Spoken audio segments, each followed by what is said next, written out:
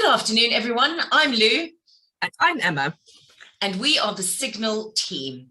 And today we'd like to invite you to watch the latest episode of the SiGNAL BizHub Broadcast. So what do we talk about on the SiGNAL BizHub Broadcast? Well, we love to talk all things small business, and in particular, we love to talk to small business owners and find out what they're up to. And today, we have somebody local who is pioneering a global revolution in green energy production. Great. So without further ado, we'd like to invite our guest in. Come on in. His name is Barry Parker. Come and join us, Barry. Hey guys, how are we doing? Hi Barry, welcome. How are you doing? Yeah, very good. Yeah, very good. Lots going on, very busy in all directions, as I'm sure probably lots of the people part of the BizHub will know. Running businesses is not easy, but when you run three and there's a lot happening in a lot of directions all around the world. So yeah, no, I'm glad to be here. We're really excited. Yeah. Where are you speaking to us from today, Barry? So live in Linford, so obviously it's in and around the local community. Always lived in the local area. So yeah, no, today we're in Linford. So I've snuck home for some work from home today. So it's tied in quite well with my plans. Brilliant. Let's kick off and find out who you are and what you do. Let's start at the basics and then build as we go, Barry. Okay. So yeah, Barry Parker. I've been living in the local area since my granddad came out of the military here back in the 70s, and effectively my father and him started up back in the day what was sort of Borden Tire and Exhaust, which was a community-based business which provided essential mechanical elements of repair to the community. And obviously over the generations that changed and the business model changed. But yeah, from a family perspective, my wife Jess, I've got two children. So yeah, the added fun of having a family and running the businesses is always fun. And we recently just added a puppy to that equation as well. So I've just done exactly the same thing, Barry. So I know what you mean. It turns your life upside down, doesn't it? Yeah, it's tough, but regarding the area, always been a massive advocate for this community, always been a massive advocate for business.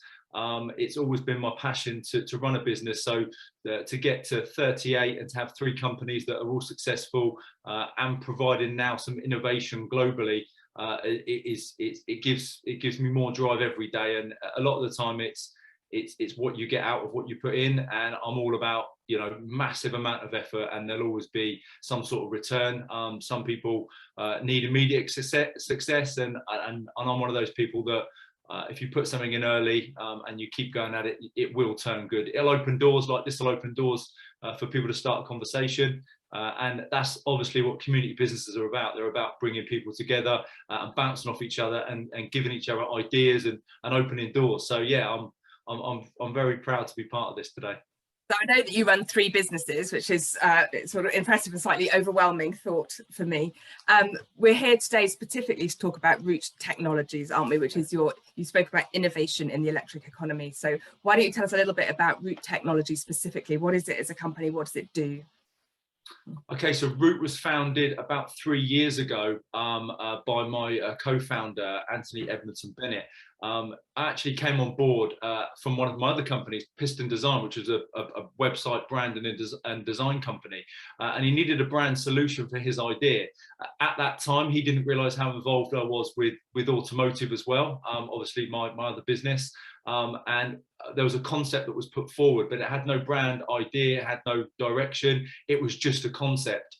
So over the course of 3 years, and with a lot of foresight from the changes from the electric vehicle economy and electric regeneration as a whole, we've developed the world's very first road-based energy harvesting system.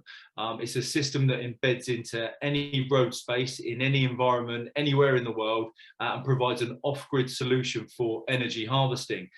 It uses vehicle compression, so as a vehicle drives over it, or as our later systems will come, as pedestrians walk over it or cyclists cycle over it, it compresses a very small thin plate in the road. That energy is then, through our road-based technology, harvested through into a storage facility, which can be used to distribute to immediate, electric vehicle charging points, providing a completely circular economy. The vehicles are powering the vehicles. Or over the last 3 years, we've massively engineered the system so that it now produces a massive amount of energy from a small amount of compressions, and we can now power buildings, industry, we can sell it back to the grid, or we can store it for future use and distribution. So it's a world first. It's never been designed before. It's a simple concept, like they all are.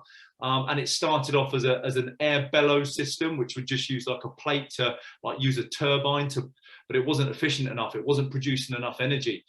So we refined. It's a full R&D company. It's based in Leeds, but obviously I'm part of the marketing, branding and concept division down here. And we're talking to people now on a global scale. Obviously it provides lots of solutions. There's a world energy crisis. There's a humanitarian crisis in certain places in the world, as we're all aware of. But there's definitely an energy crisis everywhere. So we're looking at providing solutions. Initially, it was a solution for the electric vehicle market and to provide a circular economy. But as we've revived and brought people on, we've got a team of 16 people now that are working on the innovation structure. We've added value to the brand and to what we can do from a technology perspective. So yeah, there's a lot going on with the company, and it's actually gone global already. Is there anywhere locally that you've got it installed that we can see it, that you showcase it? So here's where we are. It's going into its first live test facility through Morgan Sindall, who are a tier 1 infrastructure partner to the UK highway system. They've taken on the early adoption of our concept, and it's going this month into what we call a Peak East, which is their big site up in Cumbria, which will provide the initial test phase. We've already tested it. The concept works. We've done the Frankenstein, all the regeneration models to make sure it works in a closed environment. We now need to get it out into a real world environment where we've already done, the rig tests. It's just now getting the certification to make sure it can be out rolled. But I've spoken to local authority here, right. Petersfield specifically. They're looking at a pedestrianisation of the high street in Petersfield. And our pilot system is called the eGen, which is a road-based system, but we've also got a pedestrian-based and a cycle lane system as well. So we're looking at providing, a pedestrianisation solution which will provide energy to power the buildings. Then the people become the first people to be involved in a circular economy of energy production. We look at the current solutions that are available in wind and solar. Wind it is a sustainable energy, but it's only good when we've got wind. Yeah. Solar is only good and sustainable if we have sunlight. And yeah, everyone from England will appreciate there's not much of that kicking about at the minute. So we've money actually out of traffic jams. You're going to be the first person to cash in. Here's the thing. We've changed the business model, because initially we were looking at selling the technology. We were looking at selling it into local authorities, into big conglomerates. Amazon was one of them, Starbucks. From the drive-throughs, they can be an off-grid solution that will self-propel their own. Customers will pay for the energy and also provide, community-based energy, because it would generate enough energy to pay back into the community. So we looked at that as an initial concept, and then when we actually drilled it down, it made more sense to provide energy agreements for people based on the energy that they produce. So rather than sell the technology in, we'll now go to a consumer and we'll say, okay, Starbucks, here's a system. We'll pay for all of the infrastructure for this to be put into the road. And it's really quick and easy. It's about a 4-hour install. It slots into the road. It's only 200 mil wide. It slots down and you only see a small protrusion on the road. And you can bank them, so you can have as many as you like. But we'll now provide all of that infrastructure. But what we'll do is sign you into a power purchase agreement, where at the minute you may be paying 20 pence a kilowatt, and that's only going to go one way with the current energy crisis. But we'll cap that at, say, 15 pence a kilowatt, and we'll sign you in for a 10 to 15 year energy agreement, where you're providing genuine, sustainable, inclusive energy to your, you're producing it as a business and can supply that potentially as a resale option back to the grid. You can power the EV network that's going to be using your system, and you can power your site as well. So it's a clean, green, inclusive technology, and it's a world first. And yeah, it's to say that its foundations have come from Borden specifically and Hampshire, and the people that we're talking to now will provide global solutions. One huge client we've spoken to from a global perspective is the Egyptian national government. They're looking at providing 1,000-kilometer highway around Cairo, and they need to power the street lamps that are going to be around this 1,000-kilometer highway. So if they put one of our systems in every 500 meters, minimal disruption, it can be retrospectively fitted into highways that are already there. Okay. It can be fitted and seamlessly into current highways, and it gives them an energy resource that that people. Apart from, you all right? So have you got a technical issue? Yeah. My computer must have got excited because it dropped out. we didn't get any interruption in broadcast from you. So are any of your customers going to be smaller companies, do you think? So far you've mentioned large corporate companies, you've mentioned authorities, councils, governments, and so on.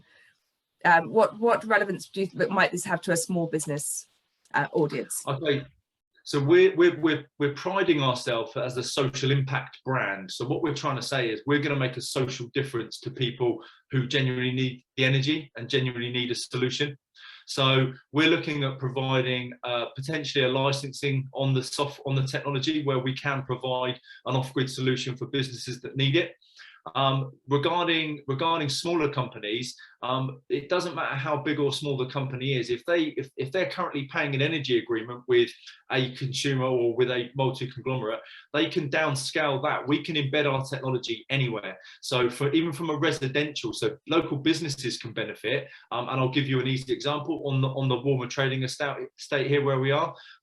We've got the ability there to speak to local authority about the licensing of putting it into the road, and then we can go around to the local businesses and say, look, here's an energy solution we can give you. It's green, it's clean, it's going to provide a circular economy for everybody coming to that trading estate. They're going to be powering the units that are there. Then their reliability is purely on humans and vehicles. It's only compressions that we need. So we then provide a low-cost energy solution to power industry. And industry is going to be getting a huge, we're looking at V4 on how, industry works, even from an agricultural perspective, how agriculture is moving forward with it. We're talking about electric vehicles and road-based environments, but we're also got to look at off-grid solutions for the agricultural sector. So we're looking at providing smaller solutions, but obviously through an easy to integrate technology. The only caveat we've got is at the minute, there's a lot of red tape around embedding the technology into public environments for various reasons. We've got pedestrians that will walk across a road and not see it and trip over it. So we've got to tie a few bits up. It's not much of a protrusion. There's less resistance than a cat's eye. It's not solid in the road. It does move, but obviously there's red tape around public integration. So at the minute we're focusing on private because that's available, but there's residential solutions as well. The government have put out a policy that all new homes being built from April 2023 have to have an electric vehicle charge point attached to the home. So when you talk about a 22 kilowatt energy resource powering a vehicle, that's a relatively normal energy unit on an electric vehicle now. The cost of energy and the drive for this electric revolution has to come from somewhere, and if the costs are going to go up like the vehicle costs are up, it's going to deter people from making that transition. So it provides a positive solution for people to be able to power their own vehicle charging points from driving into their own residential estates. It's a win-win. Just focusing on that, Barry, you talk about the drive of this electric revolution. You're obviously so passionate about that. Where's that passion coming from? Where does it, what's the history of that? Where is it coming from? Because you're so passionate. So my automotive company, BTE Automotive, is a 3-generation company. My granddad started it when my dad and my granddad merged together back in the early 90s, late 80s to put that company together. So I've been force-fed petrol and diesel and, you know, this automotive environment my whole entire life. You know, from the age of 14, 15, and my friends are going home from school, I'm going to my mum and dad's workshop to sweep the floor, to get engaged, to understand that technology. Yeah, I've always had a passion for the automotive industry as a whole, and that's really levied me forward, you know, from over the last, and not a lot of people will know this, over the last 10, 15 years, we've had a massive revolution at BT Automotive. You know, started as a tyre and exhaust centre when the demand for tyres and exhausts were there, but that was quite one dimensional. My passion and drive for business and for marketing and branding brought the company into the 21st century with modern vehicle diagnosis. And we've actually now become a pilot for Castrol, a massive global oil brand, and we're a pilot for all of their independent workshop solutions in the UK. So I'm a spokesperson for that, for our industry on behalf of Castrol, and work as a brand ambassador.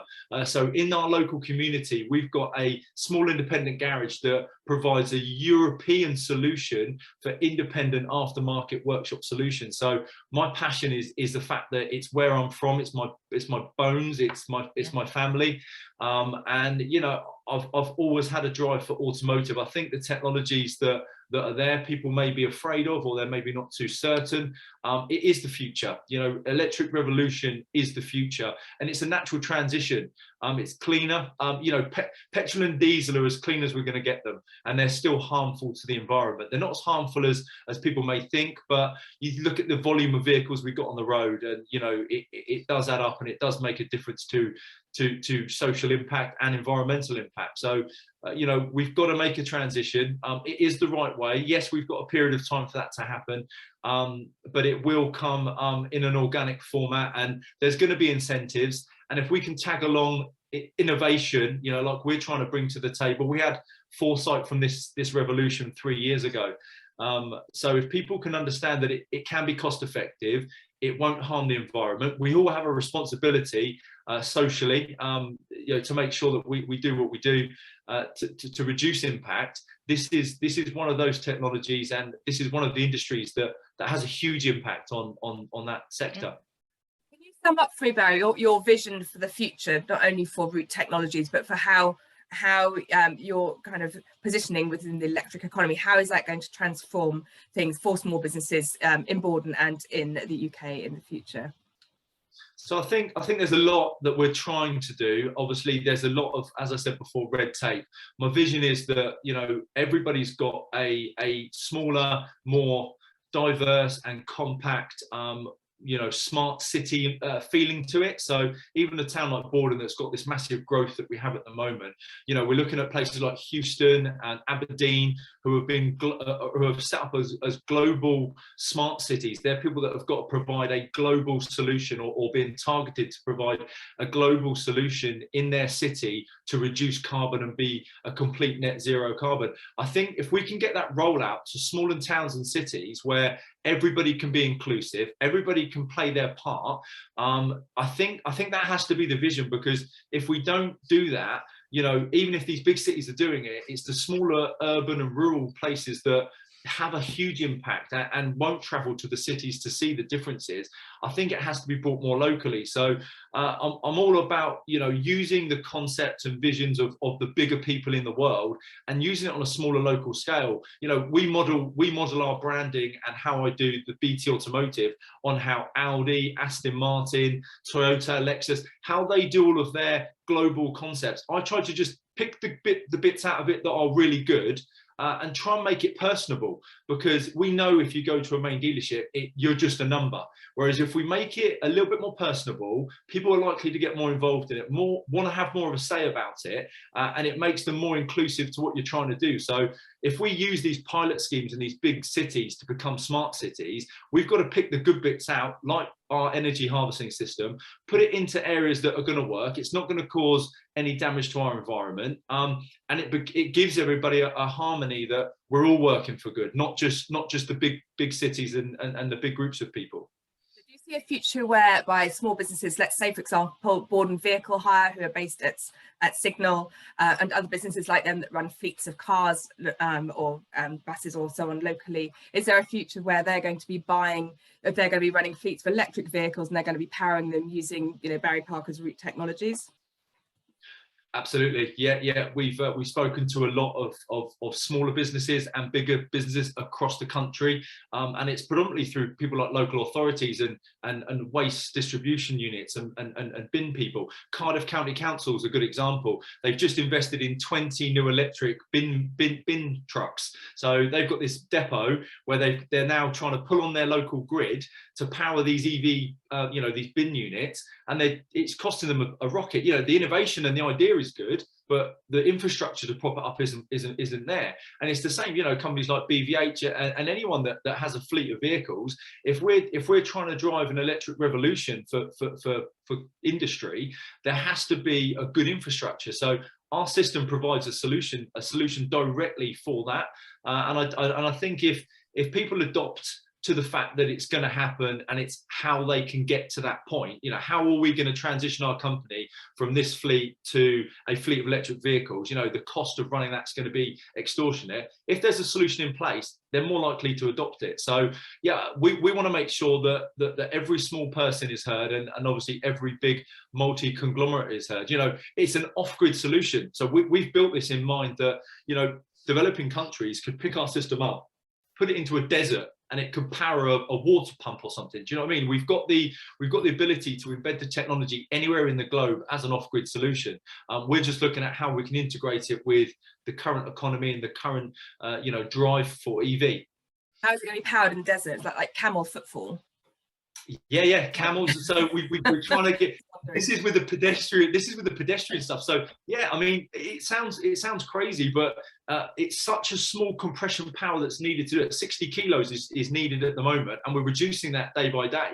But it produces so much energy from such small compression value. You know, 6 to 10 vehicles an hour, and we can power 20 homes a year. And you think, well, you put 10 of those in a row, that, you know, there's 2,200 homes powered from, you know, an hour's traffic a year. And it blows your mind when you start taking the digits out. We're still trying to hone in on how good our digits are. We're trying not to oversell it, because we don't want to sound that it's absolute rubbish. We want to be honest with people, but it is unbelievable what we've managed to refine. Have like a vision or a target in terms of market share, of like how much of our energy do you think that your technologies might be able to provide? Is that not a number that you sort of think in terms? Yeah, so at the minute we've looked at the I call it the park, but it's the whole energy usage in the UK, and the information's freely available through the government website. And at the minute, if we looked at the big, you know, the wind, the solar, a little bit of hydro, you know, that's the big bulk of where our energy consumption comes from, on the back of fossil fuels. So, you know, when we look at the whole element, you know, almost, I think it's like 85% of the market is brought up, and only 3% is with alternative energy types. So we've got a massive footfall. Gas is obviously a sore subject for a lot of people at the moment. But if we did the transition from gas hobs to inductive hobs, and we start using electric to power more of the elements in the home, electric heating systems, you know, more robust systems that can absorb it, we can power homes from vehicle traffic. So there's a solution brought in place for that specific, you know, even for business, you know, heating a business. We know we've got gas, and it's crazy, but we're dictated to, whereas this, we can dictate ourselves. We have a controlling element to it, where it's the first inclusive technology that can, and it's non-intrusive. It doesn't impact the environment. People won't believe, well, people will believe it because we're doing reports. We've got a report in California at the moment which shows how impactful the wind turbines in the sea space are to the sea ecosystem. So you wouldn't believe it, but there's a harmonic motion that happens when the wind turbine turns round, and that vibration provides a sonar signal out into the sea. So divers around these wind turbines and these massive sea farms, there's no ecosystem, so there's no sea life. And you wouldn't think that that's damaging to the ecosystem, but it is. Yeah. From a solar perspective, when you take up a massive amount of real estate for solar farms, the heat generation is reducing the pollen count in and around those areas because the heat is too much. The birds aren't there, the wildlife aren't pollinating. So there's an impact to environment. Whereas ours, there's no impact. It embeds into what we already have. So it doesn't impact the environment whatsoever. So once again, we've looked at the solutions and we're not trying to counteract that wind and solar isn't a good option. What we're saying is it's good, but here's something that actually revolutionizes the renewables energy sector completely. Gosh. Very I tell you exciting. what, it's incredible. And it's things that you don't really think about, Barry, isn't it? It's like, you think, wind farms amazing, but there's always a but, isn't there? This is great, but, so yeah, that's really interesting. I mean, I think the beauty of where we live and work in Borden and the surrounding areas is that there are so many small independent businesses there. For example, the Whitehill and Borden Regeneration are going to be doing the transport system, which are going to all be electric vehicles. And I see that, just today I've seen, I think they've put another 10 electric charging points in there already. And Dane from 350 Burger in the Shed has just bought his first electric bike. I don't know whether anybody else saw that, but he's got his first electric delivery bike. So it just makes such a difference being connected to really small businesses and micro businesses going on to big businesses, but local businesses. And I think that's what's key. And that's what we really encourage at SiGNAL, be part of this community, because there's so much happening in our community that you can just get involved in. Well, a beautiful thing that we have built, and we've actually just finished it, is called the Rouute Cube. So it's literally it is like a shipping container. It's not, but it's a 20-foot shipping container. Yeah. It's got solar panels on the roof. It's got wind turbines in each corner on the roof, and it's got a mobile road-based system. So rather than embed it into the road, we've built it as a speed ramp. This unit was built because we got approached by a client that is using their whole fleet have been requested to use EV vehicles. So they're driving to these off-grid building development sites, which are in the middle of nowhere. To power their EV vehicles, they're starting diesel generators to power the charging of the EV vehicles. And it's just mind-boggling. So we've built this complete mobile unit, which is going to be another world first. It's got 4 electric vehicle charging points on the side. It's got all of its PLC systems, so it controls, it lets you know what compressions you've done. It's completely grid, it's completely green, it's completely off grid. It can be used for hire, so we can hire it out to for people, in building environments all around the south. We're talking to different businesses that need an off-grid solution to provide genuine, sustainable green energy, which it provides a solution for. Concerts and stadiums, when they're used, when they're completely off-grid, they need a solution. They're trying to drive an EV generation through, the massive tens of thousands of people. We can put our units in grid. The people coming to the concerts power the concerts because they walk over and drive over the system. So we've opened doors. As we've developed the technology, we've realized more and more how many solutions we fit. And honestly, it's trying to keep it condensed at the minute because we're trying to get this road-based system out there. And from the end of this month, we should have completed our live trials, maybe into next month. And we've already commercialized per se, but we're trying to commercialize in the next 3 to 6 months, in which case it will just go from zero to hero. Because as soon as we get the commercialization and the certification to say it does what we already know it does, it's going to be unbelievable. So just a quick question on that, just revisiting that. So will you have a solution that doesn't have to be embedded as a permanent fixture in a road? Would you be able to have solutions that are temporary? For example, going to a festival, you put it out on the fields, people walk all over it, and then when the festival's over, you take it away. That's it. So we've got, it's called the Rouute Cube, and I can share images and stuff when I come and visit everyone on the Friday so they can see it. But I think what you'll see is because it can just be dropped anywhere. It's like a speed ramp. It's like a speed ramp, so you can just drive over it. So rather than be embedded and be a fixture that someone's got a 10-15 year energy agreement with us, they can have a short-term hire, rent it for that period, free energy. It's free energy. Amazing. It's fantastic. So, I'm sure that our community of small business owners, I can imagine that all of their brains are all the cogs are going to be whirring. I'm sure they're going to be thinking of ways in which your technology can help them or can be applied to them and their business and their energy needs. So we'll look forward to hearing that from our community later when they've had a chance to watch the video. Barry, we're going to stop talking about Rouute Technologies specifically now and move the conversation on a little bit. But if people want to know more about that specific technology, about your innovations, about how they can perhaps find out more about how to apply that technology, or in the future, where would they go and look? So at the moment, so the best place to go is just go to the website, rouute.com. You can, it's Rouute with 2 U's, so ROUUTE. Okay, rouute.com. Information's on there. We haven't divulged much of our IP at the minute, so there's a lot of information. There's not a lot of images at the minute, but we're getting to the point now where IP's locked down and we can share it. So rouute.com, or come and find me on LinkedIn. Barry Parker, you'll find me, and I'll bore you to death on messages on what it's all about. Not at all. You're also going to be at our event, aren't you? We've got a networking event coming up on April the 29th at the Bosque. It's a Friday morning. It's 9:30. It's the last Friday of the month, as it always is every month. But Barry, you're going to be there on 29th of April, aren't you? So if anybody who's watching wants to come and meet Barry in person and ask him any questions that you might have, I'm sure you've all got hundreds about this new technology, then that would be a great opportunity to do so. You can also connect with us in our Facebook groups and other online platforms. We want to ask you a few questions about yourself as a business owner, which I think will be really interesting, useful for our community as well, Barry, if that's okay. And we just wanted to start by asking what Borden, the locality, the town, and the process of regeneration, what that's meant to you in your business, and obviously keep it reasonably brief because we're going to wrap this up. I'm massively passionate about Borden Whitehill. I say it's where my family have sort of like grown up and built our businesses from. So for me to see the development is amazing. Obviously, I'm all about future tech. So to see but I do love history, so I love the history of our town, but I love the way that it's integrated into this new environment. For us, there's circa 4,000 more houses kicking about, which two cars a household, 8,000 more vehicles. We're now going through another growth period. We're adding in at BT Automotive another 6 workshop bays, which is going to be completely new. It's going to be driving around the EV generation as well.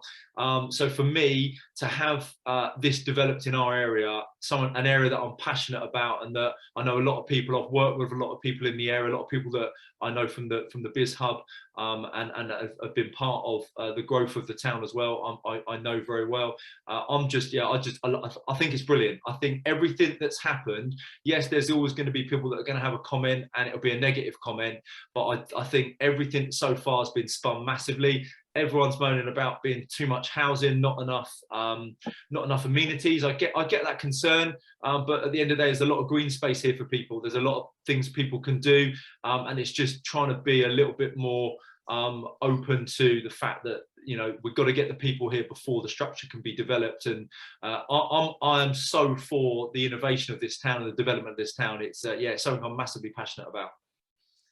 And on the back of that, how important has the local business community been to the success of your businesses? Yeah, we work with a lot of local businesses. We don't advertise as much as we should do because we're so busy, and parking where we are is a bit troublesome. Hence why we're trying to grow again and add in this additional 6 bays, additional 3,000 square foot to the business. It's been good. It's been nice to get a lot of organic recommendations. People that have been here. We've seen lots of generations of the same family. So we're now seeing the grandchildren of the grandparents that used us back in the late 80s, early 90s. We're now seeing that all come full circle to fruition. For me, it's about educating people as well, because with all the technology that's moving forward, I think it's important that people understand it. I'm as highly qualified in the independent aftermarket in electric vehicles that you can be. There's 5% of the UK aftermarket that are trained in EV, and only 5% of that 5% have got a level 4 IMI certification in electric vehicle technology. 3 of our guys, myself included, have got that certification, so we can educate the next generation. And it's important, it's a conversation, but to keep people aware of what's happening and keeping them in tow is something I love to do. I love to talk to people about what's happening, and I will literally chew everyone's ear off at your event to let them know how much EV is coming and what's going to be the next generation. But yeah, it's good for business. Brilliant. I know that quite a few of our community have electric cars, and they'll be very delighted to hear that literally Borden is right at the forefront, particularly of the industry where people can actually get their cars fixed. So we've not had our cars long enough really to worry about what happens when they go wrong, but it's good to know you're there. Even advice, because you know, it's educating. Again, there's advice people need. You know, people are afraid sometimes to go back to the dealership because they think they're going to get a big bill. We're a community-based business. We want to educate people. So if people have got a question, we offer free and partial advice. I'm not always available, but I'll always come back to people if they've got a question. But yeah, it's where we have to be. Wow. I've got a couple of other things I just want to ask you. What would you, a top tip, what would you tell your 20-year-old self in business? A tip for business, what would you tell? Do you know what? I've done all right just by educating myself. So I didn't do my modern day apprenticeship until I was 20 anyway. I sort of like, I wasn't a model student in my early days. And I was on restricted timetable at school. I got into some trouble with the police. So I was on a bit of a difficult road as a kid. Some things happened and I sort of turned my life around. And I think what I would say to people is have a vision for that 5-year plan, absolutely, and back engineer from that 5-year plan. Don't try and take the world on in day one. Don't try and take every big shot that comes to you. Don't say yes to every project that comes your way. Have the conversation, open the door, but work back from what you're trying to get. Always have a 5-year plan ahead, whether it be personal or through business. Back engineer the stages and the micro stages you need to get there. Otherwise, you don't have focus. And if you don't have focus, you will fall out of bed with it. So for me, that's something I've always followed, but I self-instilled that myself. And I made sure that those were the ethos and the ethics that I followed. And obviously my wife has a big part to play in that as well. You always got to have a good partner behind you to help drive that agenda. Very often it's who's in your team, isn't it? That isn't just in the business, that's outside of the business as well. I think that's an incredibly important factor, certainly. Agreed. And next question, is there anything that you would like help with from the local community? And we've got all of our local small businesses watching. Is there any way that they can perhaps help you? Do you know what? I've not been asked that before because I'm always the guy people come to help. I'm just happy to have a conversation with them and open doors from there. Because I've got so much going on in so many different areas, it's just making people aware of what I'm about and what I can do and what we can offer. I'm looking at growing one of my other businesses. There may be an opportunity for employment locally through my website marketing and branding company, once again, to help local business and to help drive. So I don't know the thing I need, but there's always something, isn't there? Something always comes up and I need that guy. But everyone, you know, because we've been in the community so long, everyone comes to us ask who to go to. So come and get involved. Let me know what you can do and I'll see if I can put some business your way because I'm sure I can.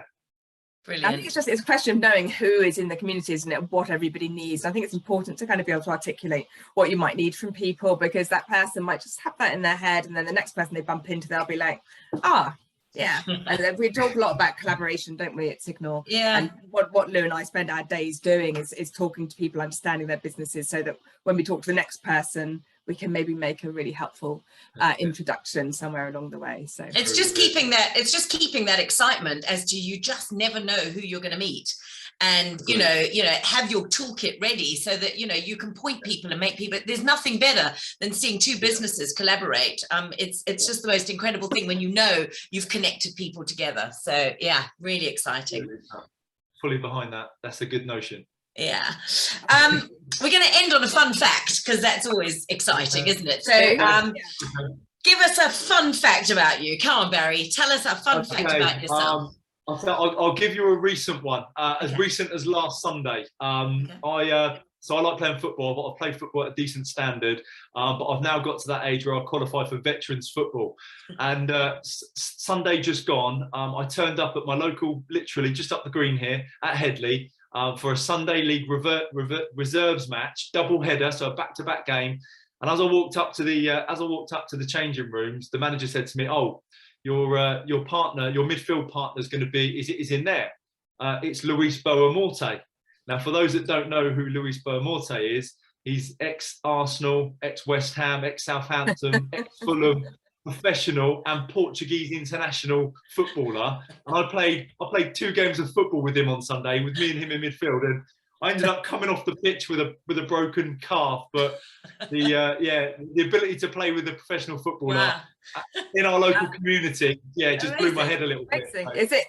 Do we take that as a compliment that it was you that was put up against him? Of all the people, I think he heard I was playing. I think he heard I was up there and heard I was going to be on the in the game. So he came down and joined me.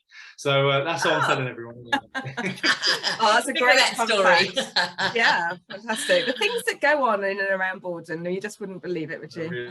Really Okay, well, that brings us to the end of this interview, more of a cozy chat, really, wasn't it? Yeah. But yeah, thanks, Barry. Thanks for coming to talk to us. And Lou, anything you want to add in before we just again, thank you, Barry. I love your passion. It's just so exciting and so inspirational to hear what you're getting up to. As we said before, we've got our networking event, which is on the 29th of April at 9:30 at the Bosque. Come and join us. Barry, you're going to be there, aren't you? So come and join us and, keep the conversation going, because you just never know who you're going to meet.